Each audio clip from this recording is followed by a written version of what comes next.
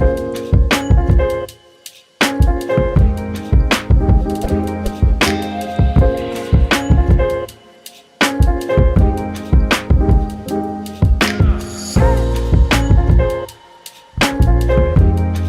l'équipe TV, j'espère que vous allez bien, c'est Culture Dorée pour Bimedia. Aujourd'hui, nous avons l'honneur de recevoir de nouveau Eri Djehouti, qui est conseiller et coordinateur stratégique de l'ONG Urgence Panafricaniste, présidée par Kémy Séba. Eri, c'est un petit peu la voix de l'ombre, et c'est celui qui nous fait aujourd'hui l'honneur de pouvoir partager avec nous son savoir afin de nous permettre, en tant que diaspora, de comprendre les enjeux géopolitiques qui touchent notre continent, l'Afrique. Eri, ça va ? Ça va très bien. Merci pour cette invitation après la première émission qui avait été faite avec la sœur Sou, d'ailleurs qu'on salue avec beaucoup d'affection. D'accord. Alors moi, ça me fait plaisir aujourd'hui de partager l'antenne avec toi parce que y a des sujets en fait qui me parlent énormément, notamment le conflit russo-ukrainien. Alors, on avait une partie qui se sentait concernée et une autre qui ne se sentait pas concernée. Et toi, justement, en tant que militant, quelle est la position que tu penses que nous devrions adopter en tant qu'afro-descendants face au conflit russo-ukrainien ? Déjà, je parle en tant que coordinateur de l'ONG Urgence Panafricaniste, en essayant de relayer le message de son président, Kémy Séba. Lorsque le conflit a éclaté, quelques jours après, on s'est rendu en Russie. Et donc, ça nous a permis d'avoir un regard sur la lutte qui opposait la Russie et l'Ukraine, de pouvoir essayer de comprendre à partir des autorités russes le pourquoi du comment. Et je pense qu'il n'y a pas énormément, pour ne pas dire quasiment aucune organisation afrodescendante qui ont eu la possibilité d'échanger avec des responsables au plus haut niveau russe. Et ça nous a offert un éclairage assez singulier. Et je pense qu'il était important de pouvoir le partager au plus grand nombre. Alors, on ne va pas rentrer dans les détails de ce voyage. Je ne veux pas forcément vous dire qui on a rencontré. Kémy a fait une communication sur sa page Facebook en publiant la photo du vice-ministre des Affaires étrangères, qui d'ailleurs lui-même avait insisté pour qu'on puisse poster cette photo. Mais il y a eu, ça a été une semaine de rencontres avec des officiels, avec des chercheurs, avec des intellectuels qui nous ont plus ou moins donné les raisons de ce conflit. Il y a un peu une contradiction au niveau des Africains, en tout cas des Afro-descendants de manière générale. C'est qu'on passe un peu notre temps à se battre pour nous dire qu'on appartient à la communauté mondiale, un Black Lives Matter, nos vies comptent, nous sommes là, on existe.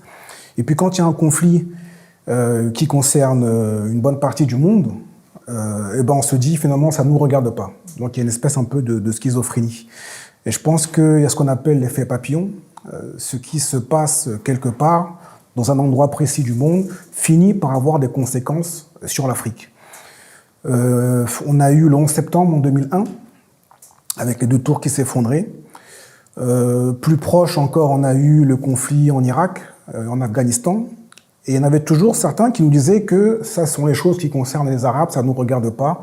Nous, on est en Afrique, on a nos problèmes, on n'a pas à se mêler de ça. Aujourd'hui, quand on fait le bilan, quand on voit ce qui se passe dans le Sahel, quand on voit ce qui se passe à la frontière nigériano-camerounaise, quand on voit ce qui se passe en Afrique de l'Est, on se rend compte que cette histoire de djihadisme concerne le continent africain au premier niveau. Le premier théâtre d'attaque terroriste de type djihadiste dans le monde, c'est l'Afrique. Donc, quoi qu'on fasse, quoi qu'il se passe ailleurs, les problèmes qui se déroulent, qui commencent dans une autre région, finissent par arriver sur le continent africain. Voilà pourquoi on doit être capable justement de ne pas être dans une posture de se dire que ça ne nous concerne pas, qu'on n'a rien à voir avec là-dedans, parce que quelque part, le réel finit par s'imposer à nous. Il y a un narratif occidental au sujet de ce conflit qui nous explique que finalement il y aurait une puissance, la Russie, qui aurait agressé un autre pays, l'Ukraine, et qu'on aurait finalement, que ce pays aurait violé la souveraineté de l'Ukraine et que donc l'Europe, avec le camp des États-Unis, défendrait le droit des Ukrainiens face à un pays autoritaire, la Russie, qui par hégémonie, volonté de toute puissance, voudrait écraser un pays voisin. Il faut qu'on sorte de ce récit mensonger et qu'on se rende compte que finalement, cette histoire de conflit entre l'Ukraine et la Russie, c'est un conflit de civilisation. Donc vous avez un bloc on va dire, occidentale, dominée par les États-Unis, qui se comportent un peu comme des justiciers. C'est une sorte un peu de rouleau compresseur qui écrase tout sur son passage, qui vous respecte, en tout cas vous donne la possibilité d'exister qu'à partir du moment où vous êtes inféodé à leurs décisions. Donc, soit vous devez accepter leur mode de vie, vous devez accepter leurs valeurs, vous devez accepter leur civilisation, vous devez accepter d'être pillé au niveau de l'exploitation de vos matières premières. Et à ce moment-là, vous serez en bonne relation avec ces pays. C'est ces pays qui font ce qu'on appelle le droit d'ingérence, qui exercent le droit d'ingérence, qui se permettent d'intervenir, de destituer, de renverser des gouvernements à partir du moment où les représentants de ces pays s'opposent à leur volonté. Et puis vous avez un autre bloc qui est un peu plus dans une logique, on va dire, de respect de la souveraineté, qui ne veut pas imposer un mode de vie, une civilisation particulière, et qui fait en sorte que chaque pays se règle comme il doit se régler. Alors, c'était peut-être un peu caricatural, mais j'ai essayé un peu de synthétiser et de vous offrir les deux perspectives. L'Afrique, aujourd'hui, n'a pas les éléments de sa puissance. L'Afrique seule, et je parle d'un continent, mais je vais même parler des pays. Vous prenez le Gabon tout seul, le Sénégal tout seul, le Bénin tout seul, le Cameroun tout seul, le Tchad tout seul. On n'est aucunement dans la possibilité de s'opposer à une grande puissance occidentale. Et ça nous renvoie un peu à l'époque de la guerre froide, où finalement il y avait l'affrontement entre l'Est et l'Ouest. Et chaque pays, chaque président de pays pour rester au pouvoir devait finalement avoir une alliance avec un des deux géants. L'ONG qu'on représente, le courant idéologique qu'on représente, le panafricanisme, souhaite une Afrique avec plus de justice sociale, avec un peu plus de souveraineté. Et quand vous avez un dirigeant qui arrive difficilement au pouvoir et qui veut imposer une ligne souverainiste, il risque de se faire renverser à tout moment par la puissance étrangère. Donc si vous n'avez pas le secours, le soutien, l'appui militaire, logistique, diplomatique d'une grande puissance, vous vous faites rayer de la carte. Le dernier exemple en date, c'est la Libye de Kadhafi, quoi qu'on puisse penser de lui. Il a suffi qu'il y ait une résolution qui passe à l'ONU, une résolution franco-anglaise qui, au départ, parlait d'un couloir humanitaire pour protéger les populations, mais qui s'est mué après en mandat permettant aux armées franco-anglaises de bombarder Kadhafi et ses chars pour que la Libye s'écroule et tombe. Et donc, le risque d'un monde unipolaire, à savoir qui va dans une seule direction, qui ne dépend que d'une puissance occidentale, finalement, nous pousserait à ne pas pouvoir avoir des candidats souverainistes qui émergeraient et qui seraient au pouvoir. Donc, ce qu'il faut, c'est un monde où finalement les forces se neutralisent, avec deux blocs, et l'un des seuls pays, l'une des seules grandes nations qui est capable de marquer un équilibre, c'est la Russie. Voilà pourquoi la Russie est vue comme un danger pour le monde occidental. Voilà pourquoi tout est fait pour faire tomber ce pays de la manière la plus pernicieuse. Et je m'étonne que nous, en tant qu'Africains ou Afro-descendants qui avons une expérience justement de renversement de pays, de pouvoir par l'Occident, qu'on ne soit pas capable de comprendre cela. Ce qui a été fait à l'Afrique est en train d'être manigancé par les puissances occidentales à travers ce qu'on appelle des guerres sous proxy. Donc, on prend un pays tampon, à savoir l'Ukraine, qui va devoir faire la sale besogne, qui va servir d'intermédiaire pour attaquer la Russie. Et ça, la Russie l'a très bien compris. En gros, ils se sont comportés comme une puissance qui a anticipé. Et c'est le lot des grandes puissances, c'est d'agir par anticipation et de ne pas attendre que le feu arrive à la maison avant de vouloir l'éteindre.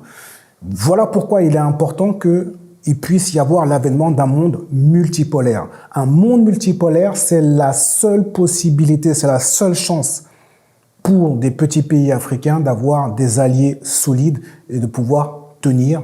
Le meilleur exemple, c'est le Mali. Le Mali du président Goïta ne peut pas tenir s'il n'y a pas l'appui de la Russie. Donc, il ne s'agit pas de faire preuve d'angélisme, de sentimentalisme. Il ne s'agit pas de se dire que finalement, on va quitter le colon occidental pour aller vers le colon russe. Il y a des étapes, chaque chose en son temps. Posons les bases de la souveraineté, de l'indépendance. en chassant le colon. Et une fois qu'on sera suffisamment solide, à ce moment-là, on travaillera à la consolidation, à la mise en place d'alliances au niveau sous-régional, au niveau continental et dans un avenir plus ou moins à court terme, en tout cas le plus rapidement possible, ne plus avoir besoin de la Russie, de la Chine ou de l'Inde ou de la Turquie. Mais on doit apprendre la progressivité. Hein. Il ne s'agit pas de dire on veut ni un tel ni un tel. Ok, donc vous voulez pas d'Occident, vous voulez pas de Russie ou de Chine, mais vous allez faire comment pour résister? Sur quoi vous allez appuyer votre résistance? Donc il faut qu'on fasse preuve un peu de maturité, qu'on arrête un peu le sentimentalisme, qu'on arrête un peu l'émotivité et qu'on se dise que voilà, il y a une stratégie, qu'il y a un plan. Il faut qu'il puisse avoir l'émergence sur le continent de plusieurs pôles de souveraineté, d'accord, avec des patriotes qui arrivent aux affaires, dans des gouvernements, avec l'émergence d'une société civile qui est gagnée par le logiciel de la souveraineté.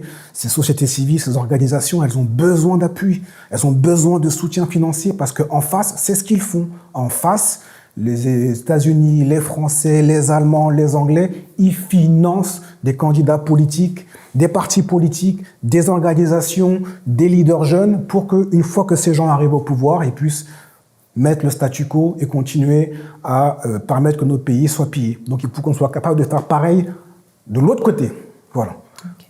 Donc en fait, si j'entends bien, toi tu es vraiment pour la convergence des luttes finalement face éventuellement à l'impérialisme américain.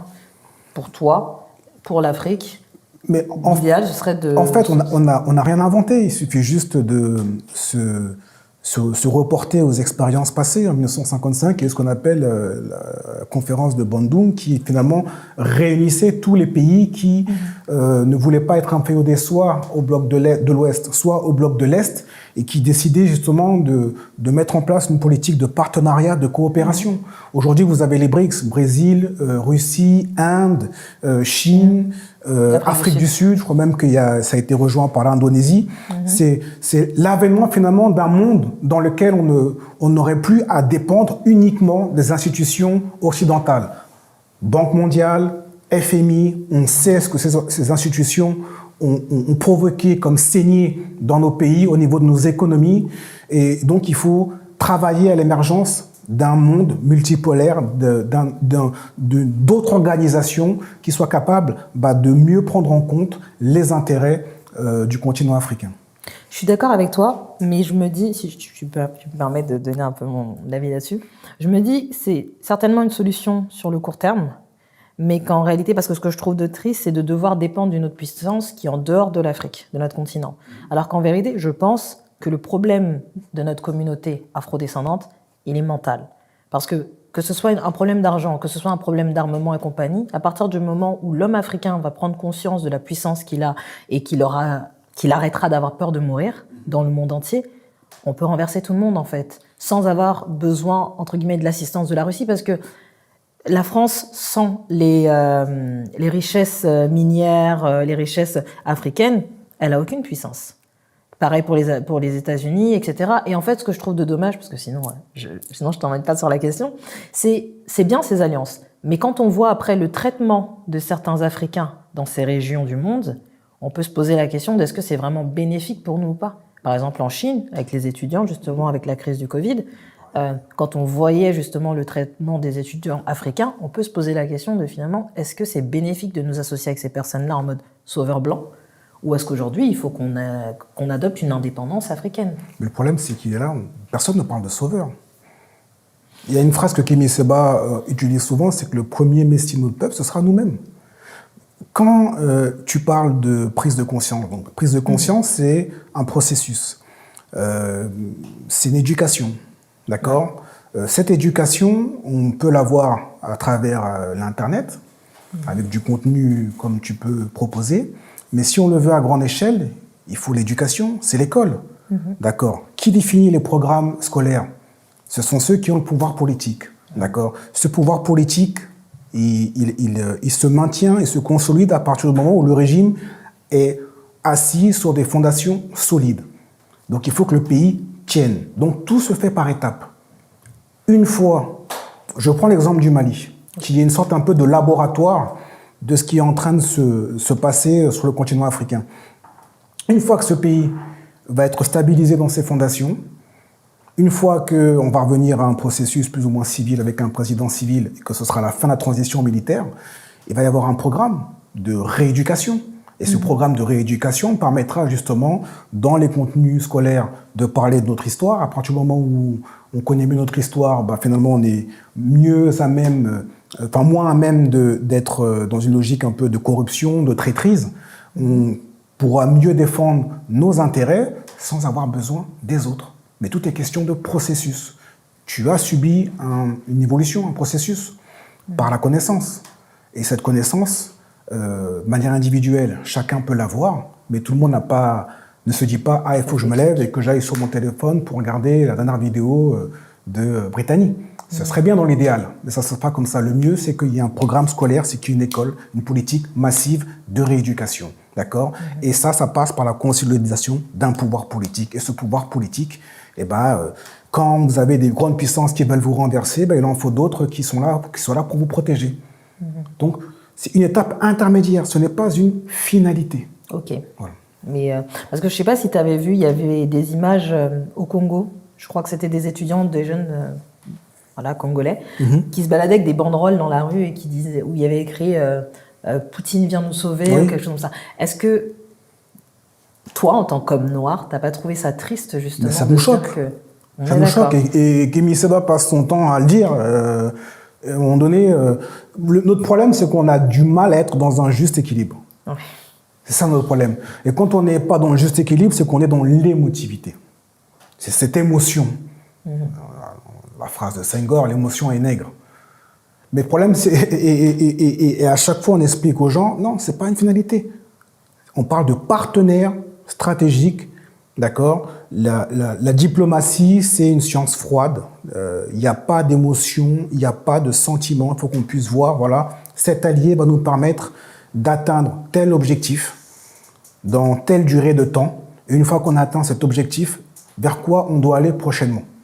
Voilà. Mais on est finalement... L'Africain a tellement été bafoué dans son honneur, dans sa chair, c'est qu'il en manque de repères. Ouais. Il en manque de repères. Mettez des dirigeants solides, éloquents, instruits, altruistes, et vous verrez que ça va aller très vite et qu'on ne sera plus en train de dire on a besoin d'un tel. Et Poutine renvoie à quelque chose un peu une testostérone, une espèce de virilité qui plaît à l'Africain. On est en recherche de ce type de figure. Finalement, il est un peu le reflet de tout ce qu'on n'a pas. Voilà. Et surtout, il est vu comme le combattant de l'Occident qui nous a fait extrêmement de mal. Résistant. Voilà. Mais c'est à force de pédagogie, d'explication que finalement les gens vont comprendre. De toute façon, les gens qui sont dans les rues, les gens qui se mobilisent de manière générale sont des gens qui défendent, enfin qui luttent et qui entreprennent des choses pour qu'il y ait une Afrique indépendante. Pas pour qu'elle soit demain satellite de la Russie. Voilà. Il y a toujours après des cas un peu plus extrêmes. Bon. Ce qui est intéressant, c'est que durant la période d'élections législatives présidentielles, vous ne vous êtes pas prononcé sur les votes. Je sais que Kémy, lors de son intervention dans le 91, il avait dit, il avait expliqué, il avait fait des pronostics pour les années qui allaient suivre, mais à aucun moment vous avez influencé les gens à voter. Qu'est-ce que vous pensiez justement du parti de Mélenchon, la France Insoumise, tout en sachant que les positions qu'il tenait avec ce parti-là semblaient être en faveur du développement de l'Afrique? De toute façon, depuis le départ, Kémy Séba n'a jamais poussé les nôtres à voter pour un candidat de gauche comme de droite. La ligne, elle est cohérente et c'est la même depuis une vingtaine d'années. C'est de ne pas inciter les nôtres à voter pour une structure politique qui, de manière claire, nette et tranchante, ne sera pas en rupture avec, entre guillemets, la France-Afrique. Il y a ce qu'on appelle les déclarations d'intention, et puis il y a le réel. C'est vrai que pendant le scrutin des présidentielles, moi j'ai jamais vu autant de gens partager en story le moment où vous allez voter. C'était devenu quelque chose, une sorte un peu de mode, où chacun se filmait dans l'isoloir, ou incitait les gens à s'inscrire sur les listes électorales. Il faut aller voter. On avait l'impression que la République était en péril. C'est terrible. Et on a en cela reproduit ce qui s'est passé aux États-Unis avec l'élection de Biden, où certains qui disaient qu'il faut voter pour Bernie, j'ai oublié son nom, Sanders. Et c'est là qu'on voit un peu le mimétisme entre des influenceurs, entre guillemets, hein, j'aime pas tellement ce terme, mais des gens, des artistes qui ont incité les nôtres à aller voter, mais c'était comme si c'était presque un choix people.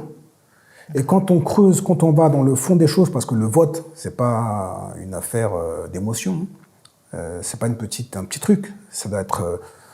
Quand on vote pour quelqu'un, il faut avoir lu le parcours. On ne vote pas pour quelqu'un parce qu'on est contre un autre, parce qu'on a peur qu'il y ait telle candidate. C'était le cas, là. De l'extrême. Non, on vote parce qu'on a lu le programme et on se dit que tout ce qui est dit, tout ce qui sera fait sera en accord avec, entre guillemets, les intérêts du continent africain. Il y a eu un vote aux Antilles où Marine Le Pen est arrivée la première, en Guadeloupe comme en Martinique. Et certains ont dit c'est une honte, c'est un scandale. Et moi, j'ai presque beaucoup plus de respect pour ce vote-là que pour celui en direction de la France insoumise. Le vote aux Antilles, c'est un vote de rupture. C'est un ras-le-bol.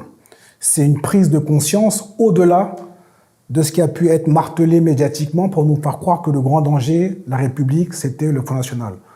On n'a aucun lien avec le Rassemblement National, on n'a aucune empathie ou affection pour Marine Le Pen. Mais ce qu'on déteste par-dessus tout, c'est la comédie électorale, c'est la comédie politique.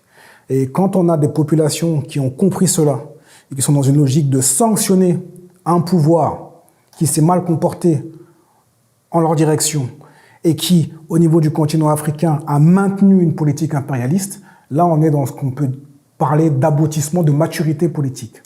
Or, on a malheureusement trop d'influenceurs, entre guillemets, d'artistes politiques qui sont encore dans une espèce de connivence, dans un lien avec une certaine bien-pensance qui continue à nous infantiliser avec la peur du vote extrémiste. D'accord? Extrême droite. Il faut qu'on sorte de tout ça. Extrême droite, extrême gauche, gauche, droite, centriste, libéraux, socialistes, toutes ces cases, tous ces courants théoriques, politiques ne nous concernent pas. J'en veux pour preuve, pour les législatives, il devait y avoir l'investiture du militant Bouafs, donc qui est un militant qui s'est, on va dire, d'extrême gauche, qui combat les bavures policières. Il devait être investi à Vénissieux. Et au dernier moment, on lui a retiré son investiture parce qu'il y avait une histoire de violence sexuelle, il y avait des plaintes qui avaient été adressées aux responsables de la France insoumise. Donc on lui a retiré l'investiture. Et là, qu'est-ce qu'on vient d'apprendre? Éric Coquerel, donc pareil de la France insoumise, qui va être le président de la commission des finances. Or, à l'Assemblée nationale. Or, il y a plusieurs signalements qui ont été lancés contre lui pour des violences sexuelles, mais c'est passé comme une lettre à la poste.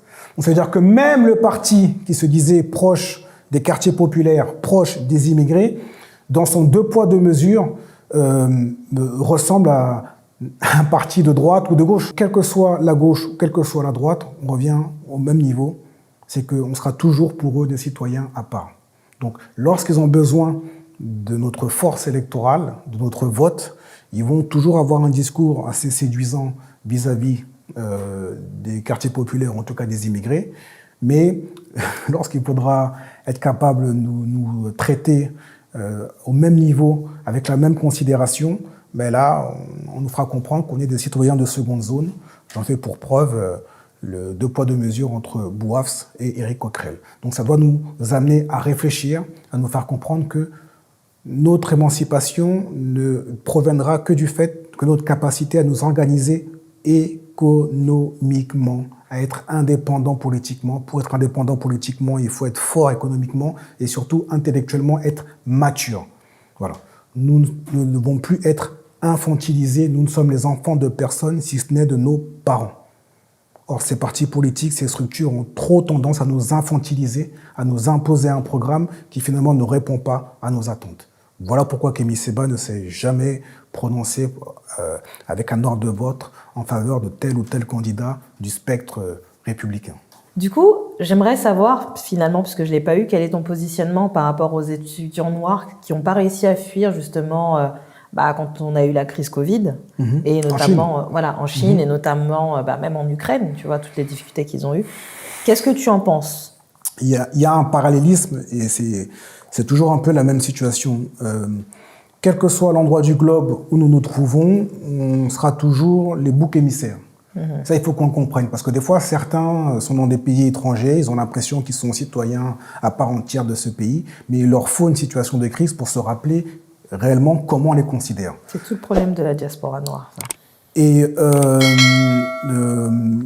on a des images de populations qui sont un peu laissées à l'abandon, donc ça met en valeur la faiblesse de nos dirigeants politiques sur le continent, mais dans le même temps, on a vu des initiatives privées, notamment en Ukraine, on a vu des gens qui sont organisés, qui ont fait des convois de bus, qui ont donné de l'argent à des associations en Ukraine pour que les étudiants avec des bons puissent prendre de l'essence et rentrer. Donc en même temps, il y a une prise de conscience de la part des Africains, en tout cas la diaspora, qui s'organisent pour que les choses puissent se faire. L'autre chose, il faut qu'on arrête de véhiculer cette image de faiblesse.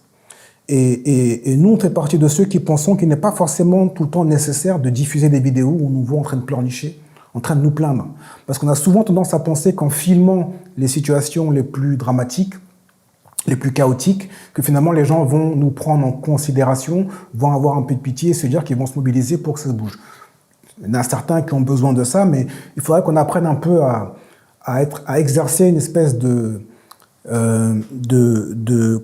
respect de notre image, un peu de pudeur. Et si on doit communiquer, c'est essayer de communiquer sur des images qui nous mettent, qui nous rehaussent, qui nous mettent en position de puissance et non pas en éternelle victime, parce que ça va apitoyer personne. Et le dernier point, ce qui m'a beaucoup parlé, c'est quand on voyait les images des frères et des sœurs qui étaient empêchés de monter dans des trains, on a vu des histoires où on a vu des populations maghrébines qui sont comportées différemment. C'est qu'il y a une espèce un peu d'instinct de survie qui permet de voir comment chacun s'organise. On a vu des gens carrément qui sont montés dans les trains, qui ont sorti des lames et qui ont dit « toi tu montes, toi tu montes, toi tu montes », là où nous on était sur le quai en train de pleurnicher et de regretter que finalement les policiers nous empêchaient de monter dans le train.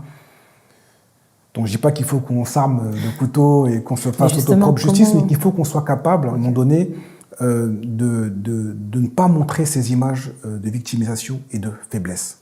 Et que surtout qu'on tire les leçons, ou quand on est dans des endroits où on n'est pas souhaité, où on n'est pas accepté, où on n'est pas aimé, de prendre la résolution de ne pas y aller. Certains diront que c'est facile, et non, il n'y a rien qui est facile.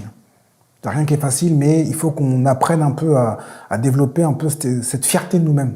On a une fierté souvent qui est mal placée pour des bêtises. Ouais. Et pour des choses qui ont du sens, on la met de côté. Donc on se dit, c'est pas grave, je vais là-bas, je sais que je ne veux pas être aimé, je sais que ça va être compliqué, mais au moins j'aurai un avenir un peu plus décent qu'en restant sur le continent africain. Et c'est pour ça qu'on va dans des endroits au Moyen-Orient, en Asie, ou dans des pays de l'Est, qui sont déjà en crise pour certains, en se disant qu'on y va pour avoir un avenir meilleur. Non, l'avenir meilleur, il ne doit pas se baser, il ne doit pas se faire à tout prix, sans questionnement sur l'endroit dans lequel on va. Quand il y a un territoire qui vous est hostile, la sagesse doit nous recommander de ne pas nous rendre dans cet espace, dans cet endroit, dans ce lieu, et essayer de voir est-ce qu'il n'y a pas d'autres possibilités, ou alors comment, là où je me trouve, là où je suis né, à savoir sur mon continent africain, je peux essayer de me développer, de trouver une situation pour que les choses changent. On avait fait un déplacement en 2018 avec l'ONG dans un camp, j'aime pas ce terme, de migrants en Italie, c'était à Rome. Et Kémy avait eu ce discours qui consistait à dire que, voilà, aux jeunes frères et sœurs, vous êtes des gens courageux, vous avez franchi des montagnes, des mers, des déserts, mais regardez dans quelles conditions vous êtes. Le courage que vous avez eu pour franchir le continent africain, essayez de l'avoir pour faire bouger les choses au niveau local. Je pense que c'est la voie de la sagesse. Et efforçons-nous finalement de faire bouger les choses, les lignes politiques au niveau local, d'accompagner le processus un peu d'émancipation, plutôt que de nous dire « bon, bah, moi, je vais chercher de meilleures vies en allant ailleurs ». Si j'avais une leçon, un conseil à donner, ce serait celui-ci. J'entends. Mais comment est-ce qu'on pourrait gérer justement ces images dans le sens où de toute façon, il nous faut quand même ces images parce que c'est ce qui nous permet de nous rendre conscience de « ok, en Afrique il se passe ci, ok, en Europe il se passe ça ». Sans ces images, on n'en a pas conscience et on se dit que finalement notre vie elle est bien, surtout pour la diaspora. Mais qu'est-ce que tu penses justement du rôle des médias dans notre communauté? Est-ce que tu trouves que nos médias sont assez impliqués dans ce genre de choses? Parce que peut-être que si ce sont uniquement nos médias qui véhiculent ce type d'images et que nous on apprend à ne pas relayer de manière vulgarisée, peut-être que ce serait peut-être mieux géré, justement. Ben, les médias font déjà ce qu'ils peuvent à leur niveau, parce que c'est souvent des gens qui, à titre privé, s'organisent. C'est qu'ils ne sont pas financés par un État, avec une obligation, avec une espèce de charte d'éthique. Donc les gens se responsabilisent, veulent valoriser ce qu'il y a de mieux au sein de notre communauté, et puis quand il y a un fait dramatique, c'est normal qu'ils puissent être le vecteur et en parler. Maintenant, moi, il y a quelque chose qui me choque et qui me gêne toujours, c'est l'aptitude qu'on a à montrer des corps déchiquetés ou je ne sais quoi. Je pense qu'on a tous reçu dans notre WhatsApp des photos de corps. C'est comme si, en fait, il fallait choquer pour qu'il y ait une prise de conscience. Et si pour qu'il y ait une prise de conscience, il faut qu'on soit choqué, c'est qu'il y a un problème. Normalement, lorsqu'il y a une crise, lorsqu'il y a un conflit, lorsqu'il y a une situation périlleuse pour les nôtres, on doit être capable de la comprendre de manière, je ne sais pas si on peut dire rationnelle, mais de manière froide. En se disant, par exemple, ce qui se passe dans l'est du Congo, certains ont besoin d'images, de ventres éventrés, de femmes éventrées, pour se dire que oh là là, ce qui se passe, c'est grave. Alors qu'il faudrait juste procéder à une comptabilité. Je crois qu'on est sur plus de 2 millions de morts. C'est ça, hein? Par rapport au conflit actuel 8 millions de morts au niveau du Congo, sur une période de près de plus de 20 ans. C'est énorme. Énorme. Et on n'entend pas pour autant les gens s'impliquer davantage. Comme les mains poupées qui ont fait 12 millions. Donc, mais quand il y a des images, là, ça frappe notre instinct. Et ça, c'est le signe que nous ne sommes pas suffisamment mûrs politiquement. Ça tombe bien du coup que tu parles du conflit qui se passe sur l'est de la RDC avec le Rwanda, qui est un conflit du coup qui date de l'époque coloniale, qui est un héritage justement de la colonisation belge. Et moi, j'aimerais avoir ton avis sur ce conflit, parce qu'on sait que quand on parle, ce sont deux pays qui sont frontaliers. Quand on parle de la RDC, on parle de la misère, et quand on parle du Rwanda, on parle du modèle de réussite, de propreté, de succès en Afrique de l'Est. Quel est ton positionnement par rapport à ça? Il y a beaucoup de choses qui ont déjà été dites sur la question congolaise. Ça fait un moment qu'on est impliqué dessus. Kémy Séba avait fait un déplacement à l'époque en 2016. Il s'agissait de remettre un stock de médicaments dans la partie orientale du pays. D'ailleurs, il s'était fait bloquer à l'aéroport par les autorités congolaises. C'était sous Kabila, le fils.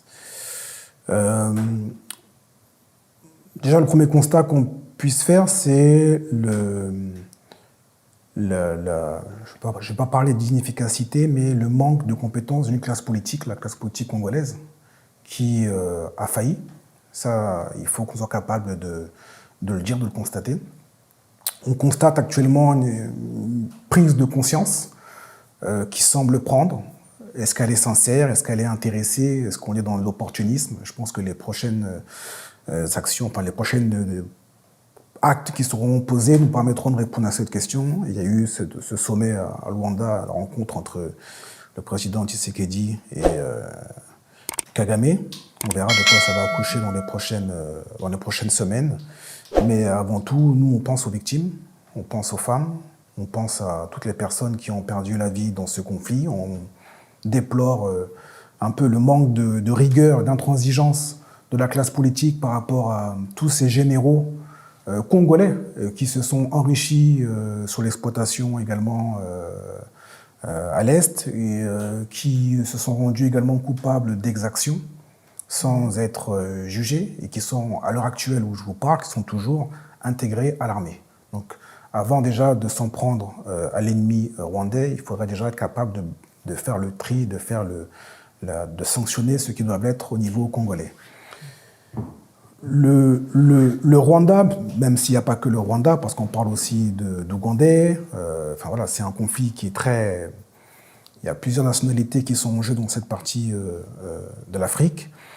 Le Rwanda, depuis quelques années, a joui d'une certaine image positive. On a vu beaucoup d'Africains qui plébiscitaient le modèle rwandais. Et s'il y a eu un plébiscite du modèle rwandais, c'est parce que certains ont eu une espèce de fierté de se dire qu'on a un pays qui est là, qui est développé, qui est propre, qui est une sorte un peu d'Occident en Afrique, parce que c'est l'image un peu qu'a Kigali. Et comme on est en manque de modèles de pays phares, de pays développés, et ben dès qu'on voit quelque chose qui nous paraît stable, solide, rayonnant, on fonce dedans, sans jamais questionner l'origine de ce décollage. Si un pays, pour se développer, doit le faire au détriment d'un autre, en le pillant, en semant le chaos, on ne peut pas plébisciter ce type de développement. Et la véritable conscience, même pas panafricaniste, mais africaine qu'on doit avoir, c'est de se dire, si on doit célébrer des pays pour leur rayonnement économique ou politique, il faut que ce soit basé sur un bilan positif. Or, le bilan rwandais ne l'est pas. Voilà. Kagame, il faut savoir qui il est, c'est l'homme qui a été formé par la CIA. Kagame, c'est le Rwanda avant tout. Kagame, c'est celui que vous n'avez jamais entendu se prononcer sur des questions d'émancipation africaine en dehors du Rwanda. Donc il ne peut pas être érigé comme un modèle. Et si pour certains, le Rwanda est un modèle, c'est parce que finalement, on reste encore dépendant de cette image de développement. Pour nous, le développement, c'est les villes, c'est les villas, c'est les entreprises. Le Rwanda, première usine de smartphones africains, première sous-manufacture de Volkswagen, et on s'arrête à ça. Donc il faut qu'on soit capable de gratter un peu le vernis, Rwanda, d'accord, et de voir qu'on est face à un des pays les plus criminels du continent africain, dirigé par un homme politique qui, finalement, en dehors du Rwanda, n'a que peu de préoccupations du sort des Africains. Et donc, il faut qu'on soit beaucoup plus vigilant par rapport à ça. Si on avait une vision, un conseil à donner, c'est d'être capable, une fois de plus, on en revient toujours à la même chose, être dans une logique d'un peu plus de maturité par rapport à les modèles qui nous sont mis en avant, qui promotionnent ce type de développement, qui a intérêt à ce qu'on puisse considérer le Rwanda comme un pays phare. Sûrement pas les Africains profondément humanistes qui ne peuvent pas se retrouver dans un tel modèle. Si on se développe, il faut qu'on le fasse en harmonie, en cohésion avec les pays qui nous environnent, non pas par le pillage, non pas par l'exploitation. Et on peut même prendre l'exemple de l'accord qui est entre le Rwanda et le Royaume-Uni sur l'accueil des immigrés. Les immigrés illégaux qui sont attrapés au Royaume-Uni, ils ont la possibilité, enfin, c'est même pas qu'ils ont la possibilité, il y a un accord qui permet au Royaume-Uni de les renvoyer à Kigali et en attendant que leur dossier soit traité. Nous, on n'a jamais vu un Kagame nous dire que là, dans un pays d'Afrique, s'il y a une situation humanitaire délicate, eh ben, on prend les gens d'Afrique et puis de ce pays pour les amener à Kigali. Donc, on est toujours dans quelque chose, dans un arrangement. C'est-à-dire que Kagame joue d'une diplomatie de connivence avec des puissances occidentales qui nous oppressent au nom de la défense de ses intérêts, de ceux du Rwanda, et non pas d'une Afrique souveraine. D'accord. Je trouve ça assez intéressant, justement. Et Ce qui est dommage, justement, c'est ce conflit permanent, puisqu'il ne date pas uniquement de là. Là, il y a un regain, justement, de cette problématique qui est congolo-rwandaise, mais qui date, justement, comme je disais, de l'époque coloniale, et qui fait que même au Congo même, il y a une haine contre les Rwandais. Donc, du coup, ça s'explique par rapport à cela. Mais en fait, il y a énormément de Rwandais qui sont infiltrés dans la population congolaise. Comment est-ce que, selon toi, les Congolais devraient réagir par rapport à cela? Est-ce que les Congolais devraient garder cette attitude de on accueille, on soutient, ou est-ce que tu penses que le Congo devrait fermer ses frontières avec le Rwanda? En tout cas, ce qu'il faut, c'est essayer de faire la part des choses. De ne pas mélanger l'appareil politique, en tout cas cette oligarchie rwandaise, avec le simple citoyen rwandais, de la même façon que les Rwandais, on va dire, du quotidien, doivent aussi être capables de critiquer, de condamner ce qui est fait par leurs dirigeants. Il y en a qui le font. Vous avez des opposants qui sont en rupture avec le régime de Kigali.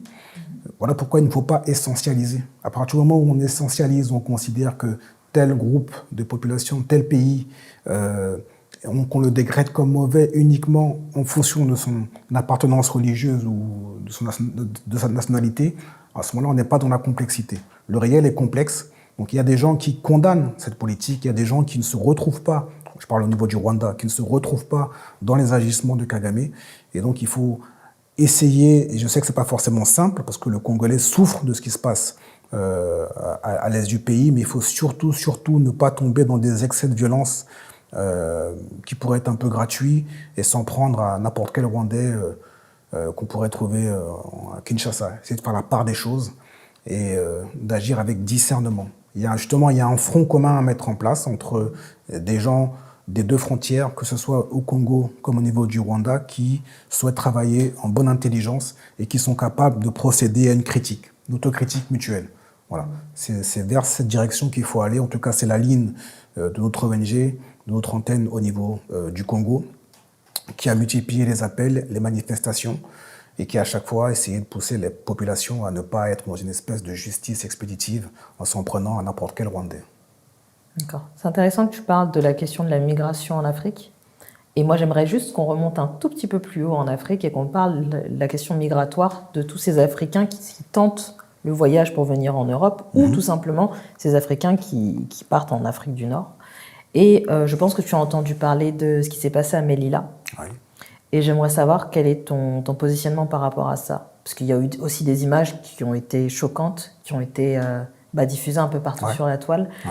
Quel est ton positionnement par rapport à ça? On a vu des images terribles, atroces. Kémy Séba s'est exprimé dessus. Je ne sais pas ce qu'on veut dire que c'est un éternel recommencement.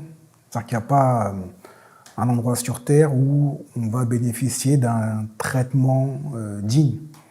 Parce que pour la majorité des gens de ce globe, nous sommes une race inférieure. Donc on nous traite comme du bétail. Ça, c'est le premier point. La deuxième chose à dire, c'est qu'il faut qu'on soit capable également, je reviens à ce que je disais tout à l'heure,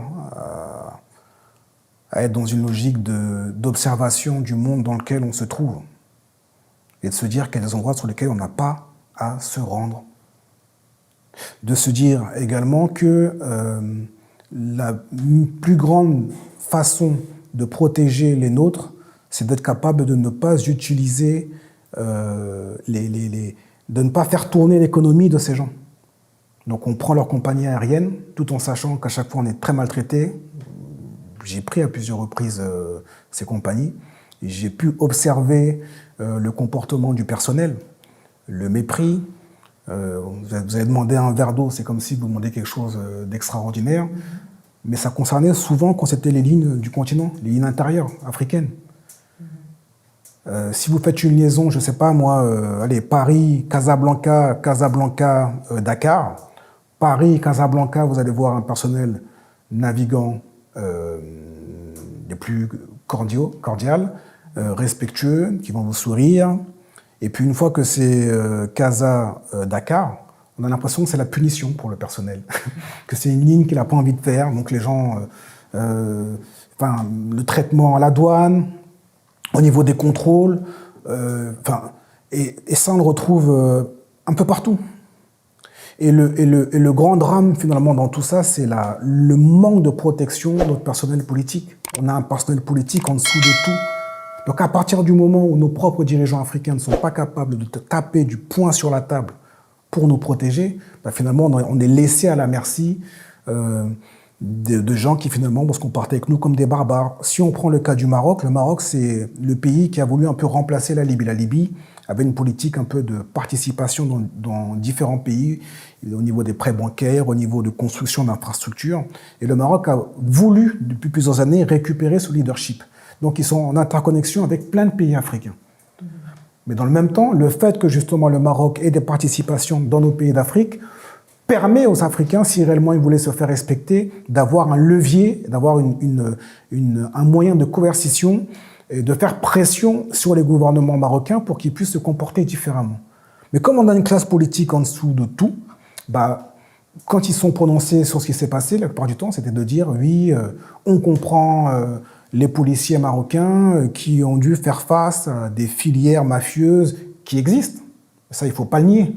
Mais je pense qu'il faut être capable de, si on met les deux dans la balance, on doit d'abord se préoccuper du sort de ceux qui ont été injustement assassinés, demander une commission d'enquête, et puis après, à la limite, indexer les filières mafieuses. Mais c'est comme si on avait l'impression que le premier réflexe, on a vu l'ambassadeur du Cameroun au Maroc, on a vu encore un autre ministre sénégalais, le premier réflexe qu'ils avaient, c'était toujours de soustraire à la critique les Marocains comme les Espagnols.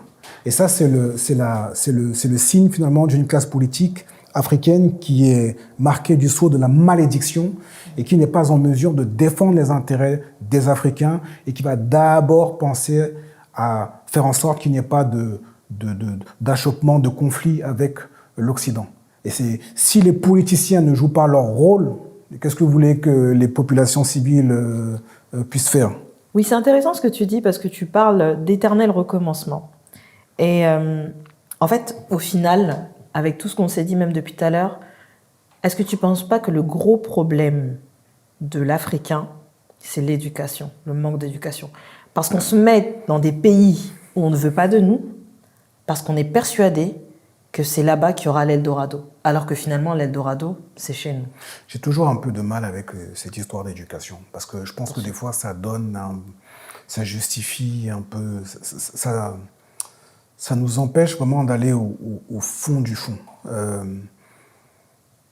Je pense qu'il y a des peuples qui n'ont pas plus de degré d'instruction que nous, mais qui se comportent différemment. Je pense que c'est lié à une éthique, c'est lié à un comportement, à un rapport au monde, à un ensemble de principes, de valeurs. Oui, mais principe, valeur, c'est une éducation.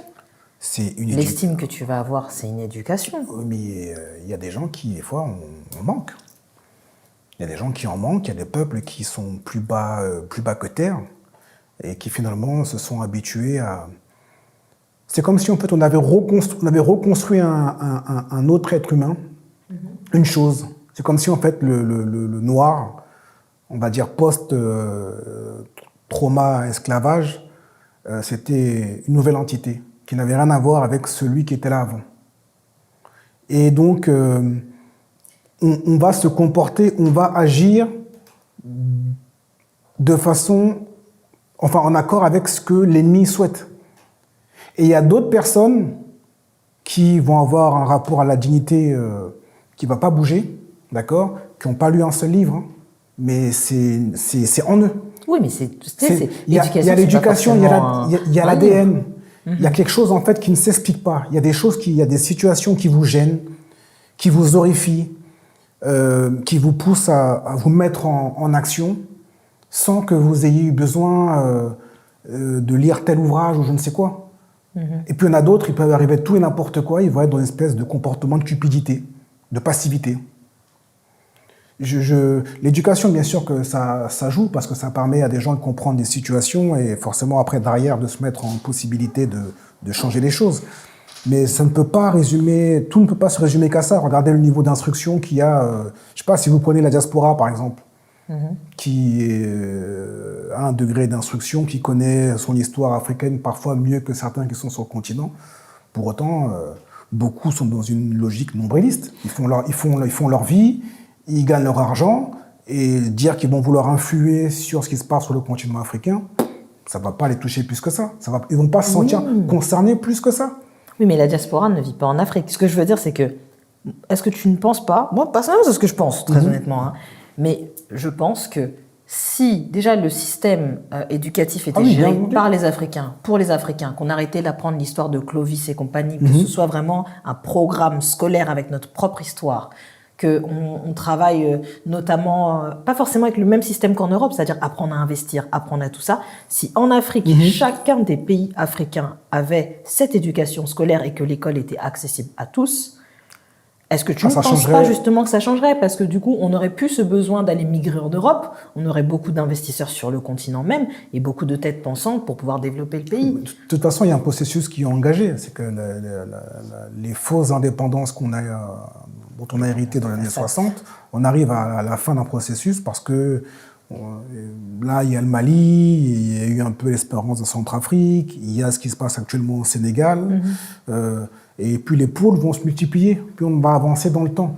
Le Cameroun va également évoluer, au Gabon c'est la même chose. Donc on arrive à la fin d'un mouvement. Il y a une société civile qui est suffisamment mûre. Vous avez des intellectuels que je dirais alternatifs, c'est-à-dire qui vont fonder leur intelligence de manière afrocentrée. Donc le mouvement est en cours. Maintenant, après, le dernier step, le dernier niveau, c'est la prise de pouvoir politique. Et on y est. Et une fois que vous avez le pouvoir politique, c'est sûr que vous pouvez réformer le système éducatif et les médias, la question spirituelle. Enfin, il y a plein de choses à faire, mais il faut prendre le pouvoir. Et donc, on y arrive. Et c'est vrai que pour l'instant, on est obligé de faire avec ce qu'on a. Et je réinsiste, il y a des gens qui ont été capables de faire des grands changements sans forcément que la population ait eu accès à un éveil intellectuel. Mais sur le long terme. Mais sur la prise de pouvoir, vous avez un petit groupe, il y a toujours un petit groupe instruit qui tire une majorité. Et ce petit groupe instruit, on l'a. Tant en diaspora que sur le continent. Donc le problème, il n'est pas uniquement là. Ce petit groupe instruit, en faisant bien les choses, il peut emmener cette majorité. Mais cette majorité, pourquoi elle a plus de mal à être emmenée sur le continent africain? Ça, c'est la question. Et je ne suis pas sûr que ça dépend du niveau de lecture. Cette majorité qui vit mal, cette majorité qui a du mal à se soigner, qui a du mal à se nourrir, qu'est-ce qu'il vous faut de plus pour vous mettre en ordre de bataille? Vous n'avez pas besoin de livres. Oui, mais cette majorité, c'est aussi peut-être, déjà pour la diaspora, qu'elle n'investisse pas à la base, parce que déjà l'éducation qu'ils ont eue, c'est une éducation typiquement occidentale. Non, mais là, vous allez en même encore... Non. Tu vas même encore un peu trop loin. On ne parle même pas de la diaspora, on te parle même de ceux qui sont sur le continent. De quelle façon ils sont capables de s'organiser pour que la diaspora, à la limite, finance ce qui doit être financé pour qu'il y ait de renversement. De quelle façon ceux qui sont dans la diaspora sont capables de se mettre en relation avec ceux qui sont sur le continent pour travailler en bonne intelligence. Je suis d'accord. On parle d'un petit groupe. Hein. La masse, il faut pas... La masse, c'est comme... je ne vais pas dire un troupeau, mais la masse, sa nature, elle est lente au démarrage, mais une fois que vous l'avez entraîné avec vous, les changements se font. Et tous les changements révolutionnaires dans l'histoire ont toujours été faits par un petit groupe de personnes déterminées. Et ce petit groupe de personnes déterminées, on l'a déjà. Il y a des gens qui sont débranchés de la matrice occidentale, qui savent ce qu'il faut faire, et c'est eux maintenant qui doivent travailler pour emmener la masse, et ça se fait un peu partout. Mais ce n'est pas lié au niveau d'instruction. Le niveau d'instruction des masses, ça viendra plus tard, une fois que le pouvoir sera pris. Mais quand vous avez du mal à vous nourrir, à vous soigner, ça doit déjà enclencher quelque chose en vous. Mais c'est quoi finalement parce que moi ce que je trouve de triste, c'est pour ça que je te dis, c'est vraiment, pour moi vraiment je vois l'éducation, parce que regarde, je prends le cas du Congo, du mal à se nourrir, mais quand tu sais que dans le fleuve Congo il y a des poissons qui meurent de vieillesse, c'est quand même incroyable. on parle du mal à se soigner, mais en vérité, dans nos cultures, dans nos traditions, on a plein de, comme aux Antilles ils appellent ça les remèdes pays, on a plein de remèdes, mais c'est simplement qu'on n'est pas conscient de cela. Les médicaments ont été développés ici grâce aux remèdes qui étaient déjà chez nous, mais on a un manque de connaissances par rapport à notre culture qui nous permettrait aujourd'hui d'être totalement indépendants de l'Europe. Non, mais je pense qu'il ne faut pas non plus inverser les priorités ou être exigeant avec le peuple. Ce sont ceux qui sont au pouvoir. Ce sont ceux qui sont au pouvoir qui doivent être capables de mettre en place des programmes de santé ou des politiques en faveur des populations. Et de la même façon, ce sont les populations qui doivent être capables de donner de la force aux petits groupes de gens éclairés qui veulent que les choses changent. Donc c'est une interaction. Donc chacun a sa part de responsabilité. Et il n'y a pas de... Il n'y en a pas un qui est plus responsable que l'autre. Mais je me refuse à pouvoir dire qu'on est dans cette situation parce qu'on n'est pas conscient. C'est mental. Voilà. Ok. Bon, parlons des bonnes têtes pensantes, des personnes qui ont un degré d'éducation et qui, justement, arrivent à atteindre certaines positions dans des pays où peut-être on ne voudrait pas d'elles. Je pense à la France. Donc revenons un peu en France. Et je pense justement au scrutin qu'il y a eu avec les nominations justement de Pape Ndiaye et de la ministre allemande noire. Est-ce que pour toi, c'est quelque chose de positif pour la communauté afro ou bien c'est tout simplement un nouveau pansement qui veut cacher une autre réalité? Je pense qu'on doit le considérer comme un non-événement. D'accord. Ni plus ni moins. C'est-à-dire on revient toujours à cette histoire un peu de représentativité, c'est essayer de se valoriser à travers le regard de l'autre. Ceux qui disent que c'est une bonne chose, c'est un peu comme s'ils avaient besoin d'une célébration, d'une nomination du blanc, comme pour dire, vous voyez, nous aussi, on est intelligent, nous aussi, on peut être à des postes, on peut avoir des compétences importantes. Et je pense qu'on a passé ce stade. Le plus important, plutôt que s'attacher à la couleur de peau de ceux qui ont été nominés, c'est quels sont leurs positionnements en direction de l'Afrique. Si vous les interrogez, je ne sais pas moi, sur le franc CFA, qu'est-ce qu'ils auront à vous dire là-dessus? Si vous les interrogez sur la question des bases militaires, qu'est-ce qu'ils auront à vous dire sur ces questions?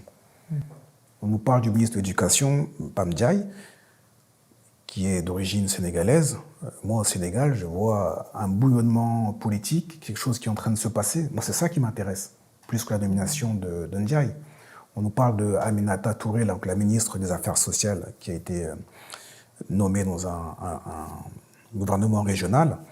On l'a décrit comme quelqu'un qui, finalement, une immigrée, qui, à force de travail, a fait des études, elle a fait Sciences Po, et aujourd'hui, elle se bat pour la diversité, elle se bat pour montrer qu'il peut y avoir des immigrés avec des postes de responsabilité. Je l'ai même entendu dire qu'un jour, il peut y avoir une chancelière ou chancelier issu de l'immigration. Voilà les objectifs de ces gens-là. Pas une seule seconde, j'ai entendu parler de l'Afrique.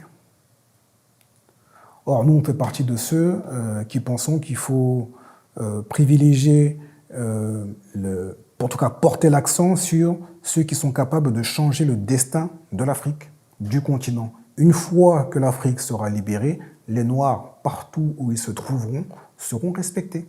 Certains rentreront, d'autres resteront dans les pays dans lesquels ils vivent, mais lorsqu'il va leur arriver un problème, une bavure, un souci, ils seront considérés parce qu'ils auront des pouvoirs qui sont capables de les défendre lorsqu'ils seront dans une situation périlleuse.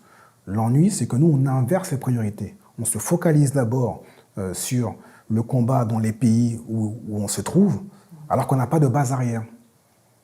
Prenez l'exemple, Israël a pu sécuriser les Juifs partout où ils se trouvent parce que le pays a eu une existence légale après la Deuxième Guerre mondiale.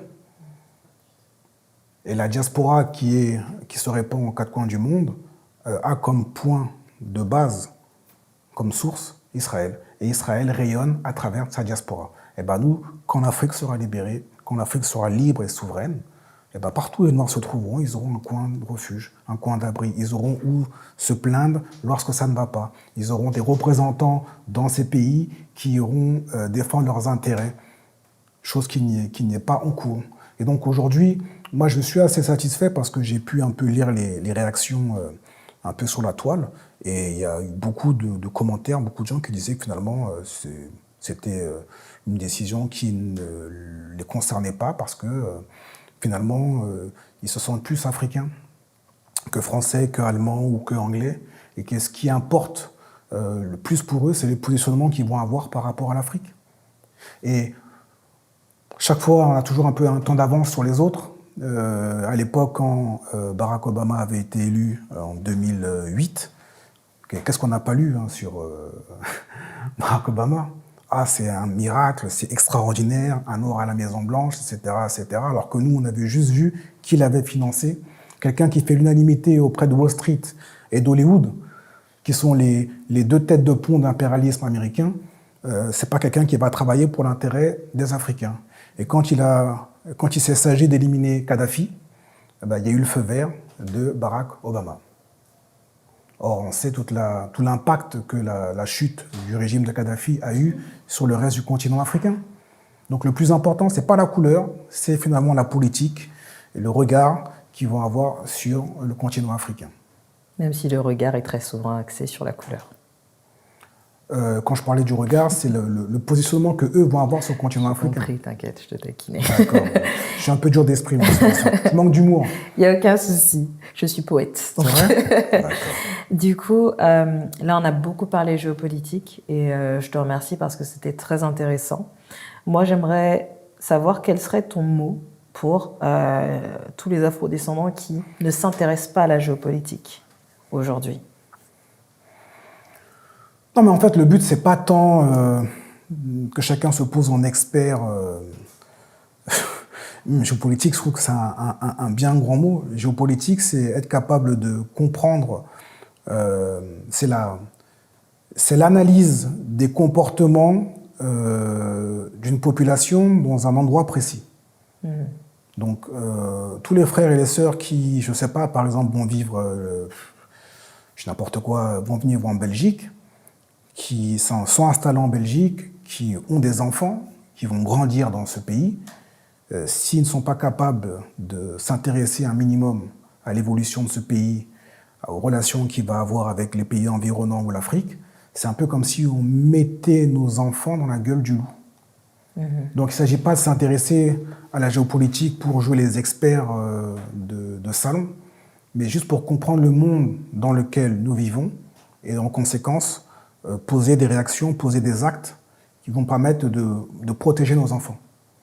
Voilà. À partir du moment où on ne comprend pas le monde dans lequel on vit, eh ben on est amené à subir les évolutions de ce monde. Or, un peuple qui tient, un peuple qui avance, c'est un peuple qui est dans la prospective, qui anticipe. Notre problème, il est là. On n'anticipe pas, on subit. Voilà. Donc les peuples forts, c'est les peuples qui se projettent.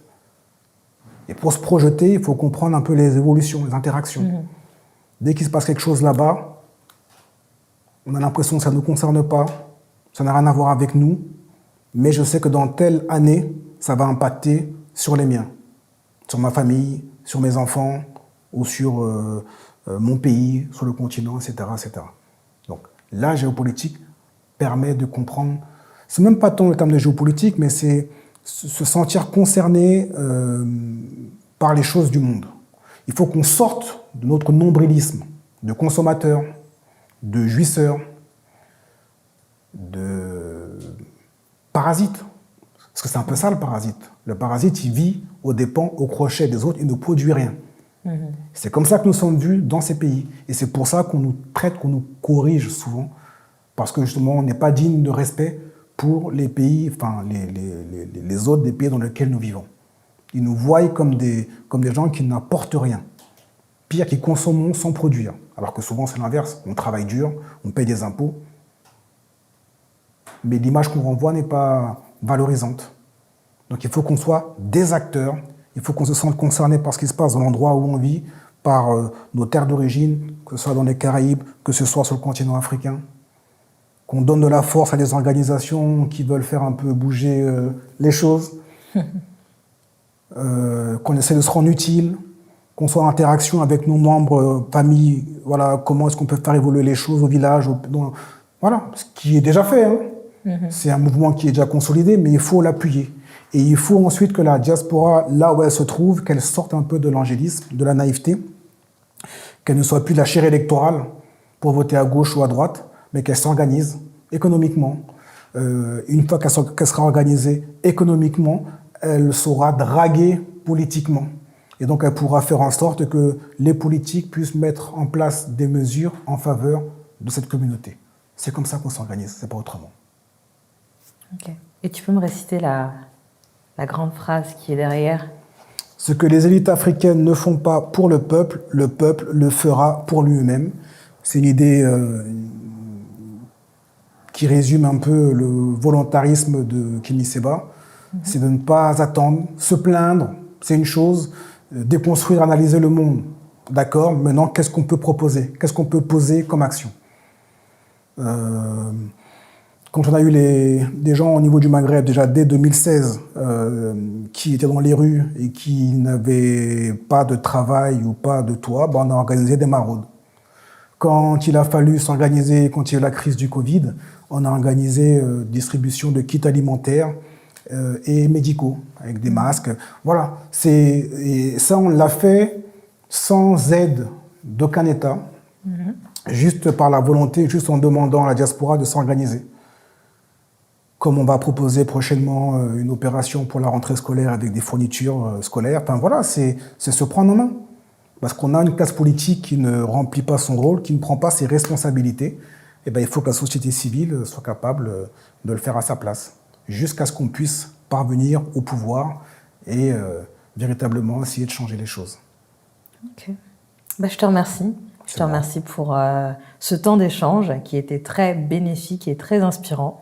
J'attends tout simplement l'événement que vous mettrez en place, qui rassemblera tous les influenceurs de la communauté qui justement partagent votre combat à leur façon. Ce que j'attends de toi, c'est que tu me contactes et que tu m'expliques un peu le projet et que tu me dises de quelle façon nous, on peut permettre la concrétisation de cette idée.